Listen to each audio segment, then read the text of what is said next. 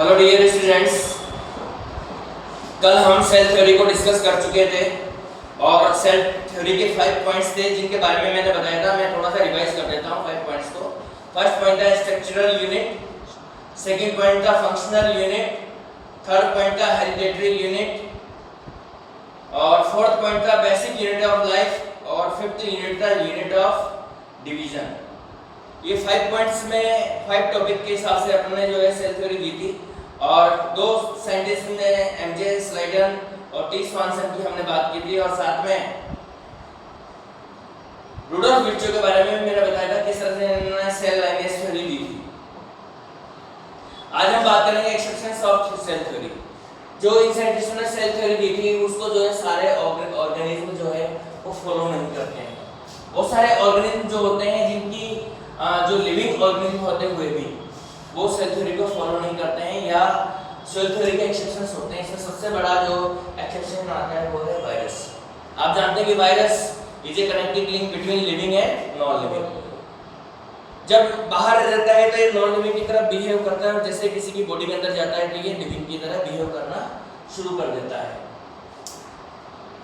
इसमें इसकी जो स्ट्रक्चर होती है, दो स्ट्रक्चर होती है। एक तो चारों तरफ इसके जो है कवरिंग होती है जो कि प्रोटीन की बनी हुई होती है और इसके अलावा इसके अंदर क्या होता है, जेनेटिक मटेरियल होता है, वो डीएनए होता है। इसे जेनेटिक मटेरियल इसके अंदर होता है और केवल डीएनए और प्रोटीन से बना हुआ होता है और कोई भी सेलुलर स्ट्रक्चर इसके अंदर प्रेजेंट नहीं होती है। इसलिए ये सेल थ्योरी को बिल्कुल भी फॉलो नहीं करता है। ठीक है, एक भी पॉइंट सेल थ्योरी का इसके ऊपर लागू नहीं होता है। एक भी सारे के सारे पॉइंट का एक्सेप्शन ये है। First point, functional unit cell होती है, नहीं है इसकी functional unit cell. Structural unit cell होती है, नहीं है इसकी। हेरिडेटरी यूनिट सेल होती है, वो भी नहीं है। हेरिडेटरी यूनिट कौन है, डीएनए है यहाँ पर। इस तरह से कुछ भी 5 के 5 पॉइंट्स अपन ने कल पढ़े थे, एक को भी फॉलो नहीं करता। इसलिए सबसे बड़ा एक्सेप्शन तो कौन है, वायरस है। उसके बाद में सेकंड बात करते हैं हम मोनेरा। मोनेरा के अंदर प्रोकैरियोटिक सेल वाले ऑर्गेनिज्म आते हैं जिसमें बैक्टीरिया आते हैं और बैक्टीरिया जो होते हैं ये अनडिफाइंड सेल इनके अंदर होती है बिकॉज इनका जो न्यूक्लियस है वो अनडिफाइंड होता है, इनमें न्यूक्लियस नहीं होता है और न्यूक्लियस नहीं होने की वजह से ये जो है सेल थ्योरी के एक्सेप्शंस बनते हैं। प्रोटिस्टा केवल एक जो सेल थ्योरी का एक पॉइंट है कि स्ट्रक्चरल यूनिट सेल से बनी होती है, जबकि प्रोटिस्टा के अंदर पूरी सेल के अंदर ही सारे फंक्शन होते हैं। इसी तरह से मोनेरा के अंदर भी सारे फंक्शन कहाँ होते हैं, सेल से होते हैं। तो इस वजह से मोनेरा और प्रोटिस्टा भी सेल थ्योरी के एक्सेप्शंस आते हैं। आरबीसी भी एक्सेप्शंस है। क्यों एक्सेप्शन है आरबीसी? बिकॉज इसके अंदर न्यूक्लियस एब्सेंट होता है और न्यूक्लियस एब्सेंट होने की वजह से आरबीसी जो है ये भी इसका एक्सेप्शन का काम करती है। इसके बाद में हम बात करें सीव ट्यूब का भी सेम रीजन है। ये दोनों लिविंग सेल है और लिविंग सेल होने की वजह से लिविंग सेल होते हुए भी इनके अंदर न्यूक्लियस नहीं है। विदाउट न्यूक्लियस ये सर्वाइव करती है और अपने बहुत सारे फंक्शन करती है। ठीक है, इस वजह से ये सेल थ्योरी को फॉलो नहीं करती। तो ये 5 एक्सेप्शन है जो सेल थ्योरी के एक्सेप्शन है। सबसे बड़ा एक्सेप्शन कौन है, वायरस।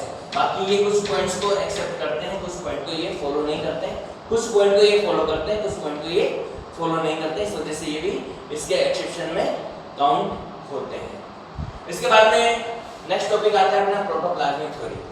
प्रोटोप्लाज्म के बारे में, व्हाट इज प्रोटोप्लाज्म, हमने पहले बात की थी। Protoplasm is a physical basis. जो टर्म जो है सबसे पहले इसको देखा था किसने, कोटिन। कल बताया था मैंने, किसने देखा था, कोटिन ने। और डुजार्डिन ने इसको सारकोट नेम दिया था और पुरकिंजे ने इसे प्रोटोप्लाज्म नेम दिया था। ठीक है, तो वहां तक केवल ऑब्जर्वेशन और डिस्कवरी की बात थी और यहाँ पर इसके फंक्शन थे। तो इसमें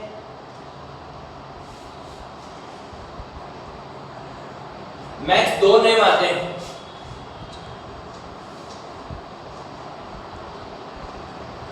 max Schultze and O Hertwig. Max Schultze and O Hertwig दो साइंटिस्ट हैं जिन्होंने प्रोटोप्लाज्म थ्योरी प्रपोज की थी और इन्होंने बताया था कि जितना भी लिविंग मटेरियल सेल के अंदर होता है उसको हम प्रोटोप्लाज्म के नाम से जानते हैं, उसको प्रोटोप्लाज्म कहा जाता है। ठीक है, और सेल के अंदर जितने भी लिविंग थिंग्स जो होती है या जो जीवन जिसे हम कहते हैं लाइफ जो होती है उस प्रोटोप्लाज्म की वजह से ही होती है। ये प्रोटोप्लाज्म ही सारी की सारी सेल के अंदर डिफरेंट टाइप की एक्टिविटीज को परफॉर्म करने का काम करता है। तो प्रोटोप्लाज्म फिजिकल बेसिस है लाइफ का, यानी कि जो लाइफ जो डिपेंड करती है, जो लाइफ जो सर्वाइव करती है वो किसके लाइफ जो जिसके ऊपर डिपेंड है वो है प्रोटोप्लाज्म। अब यहाँ पर आते हैं प्रोटोप्लाज्म किसे कहेंगे, व्हाट इज प्रोटोप्लाज्म। देखिए सेल होती है, ये सेल का न्यूक्लियस होता है और ये पूरा साइटोप्लाज्म होता है। सेल के अंदर प्लाज्मा मेम्ब्रेन से लेके जितने भी लिविंग मटेरियल इसके अंदर होता है उस पूरे को हम प्रोटोप्लाज्म के नाम से जानते हैं। वो पूरा प्रोटोप्लाज्म कहलाता है, यानी सेल का जो भी लिविंग पार्ट है वो सारा क्या होता है, प्रोटोप्लाज्म कहलाता है। ठीक है, तो प्रोटोप्लाज्मिक थ्योरी बहुत इंपॉर्टेंट थ्योरी है। बाद में इसी में जो है नेक्स्ट ने बताया कि प्रोटोप्लाज्म जो है वो फिजिकल बेसिस होता है और लाइफ जो है वो इसी के ऊपर डिपेंड करती है। अब हम ये तो यहाँ पर जनरल बात हो गई सेल की, और अब हम अपने रियल टॉपिक पर यहाँ पर आते हैं, स्ट्रक्चर ऑफ सेल। सेल की स्ट्रक्चर जो होती है वो सेल की स्ट्रक्चर अलग अलग तरह की यहाँ पर होती है। डिफरेंट टाइप की सेल्स नेचर के अंदर प्रेजेंट होती है और सबकी स्ट्रक्चर अलग अलग तरह की होती है। बेसिकली सेल को स्ट्रक्चर के बेसिस पे हमने दो पार्ट में डिवाइड किया है। दो पार्ट में यानी कि सेल जो है टू टाइप की होती है। Number 1 prokaryotic cell and number 2 eukaryotic cell.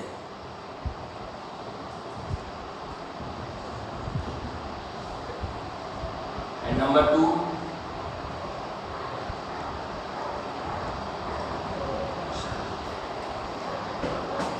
Prokaryotic cell and eukaryotic cell.